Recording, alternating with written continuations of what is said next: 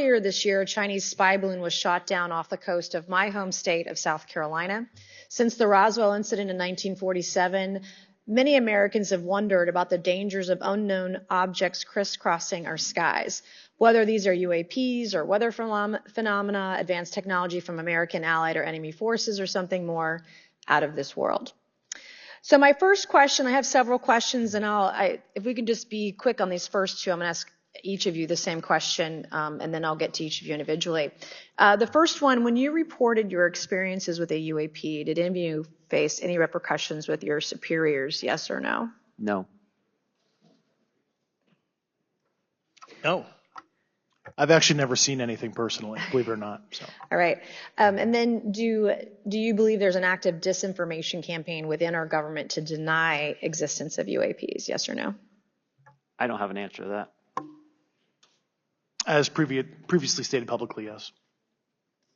I think previously with like Project Blue Book, yes, but currently I don't speak for the United States government. Okay, thank you.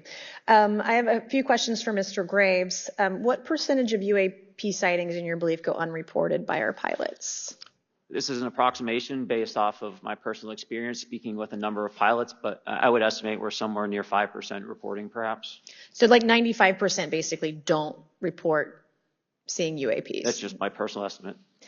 In the incident off Virginia Beach, do you believe the Navy took the danger to your aircraft seriously after it was reported? Absolutely. A few questions for Mr. Favor. As an expert naval aviator, have you ever seen an object that looked and moved like the Tic Tac UAP? No. Did the Tic Tac UAP move in such a way that defied the laws of physics? The way we understand them, yes. Many dismiss UAP reports as classified weapons testing by our own government, but in your experience as a pilot, does our government typically test advanced weapon systems right next to multi-million-dollar jets without informing our pilots? No, we have test ranges for that. It took over 15 years for your encounter with the Tic Tac to be declassified. Do you feel there was a good reason to prevent lawmakers from having access to this footage? No, I just think it was ignored when it happened, and it just sat somewhere in a file. Never got reported. In a drawer. It happens a lot up here. Shocker.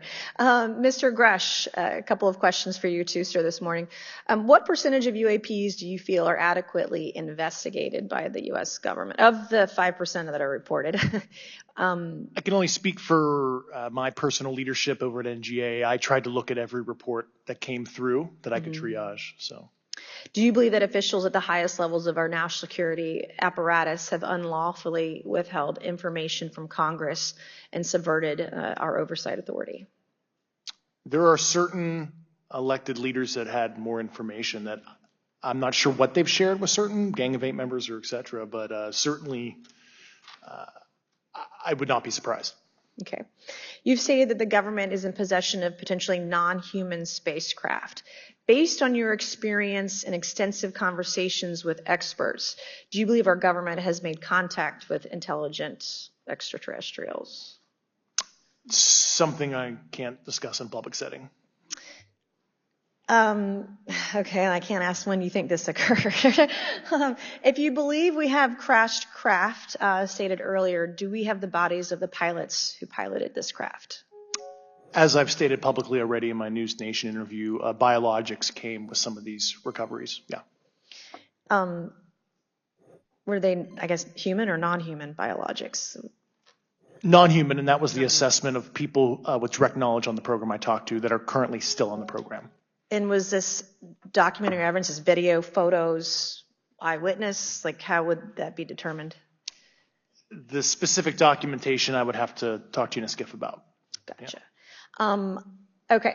So, and you may or may not be able to answer my last question, and maybe we get into a skiff at the next hearing that we have, but who in the government, either what agency, sub-agency, what contractors, who should be called into the next hearing about UAPs, either in a public setting or even in a private setting? And you probably can't name names, but what agencies or organizations, contractors, et cetera, do we need to call in to get these questions answered, whether it's about funding, what programs are happening, and what's out there?